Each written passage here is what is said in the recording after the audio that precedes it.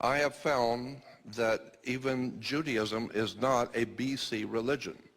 It did not exist in the BC, so when we talk about ancient Jerusalem, there was no ancient Israel.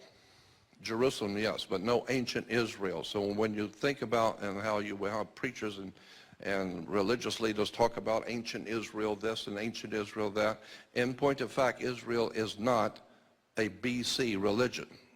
The whole concept of the Old Testament was developed right around the 9th, 10th, and 11th and 12th century AD.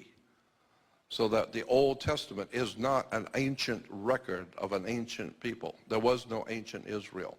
Two of the greatest scholars, archaeologists in Israel, have written a book called Unearthing the Bible.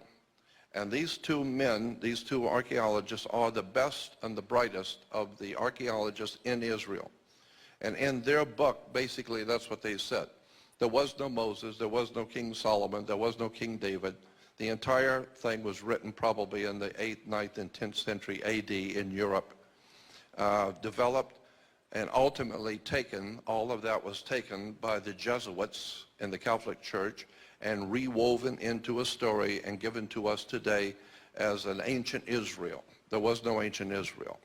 Never existed. There was no Moses. There was no King Solomon. Solomon was Sol, Om, On. Sol is Latin for the sun. Om is the Hindu word for the creative force. And On is the name of the sun in Egypt. The Greeks call it Heliopolis, but the Egyptians call the city of the sun On. Go look in a dictionary, look at the word On.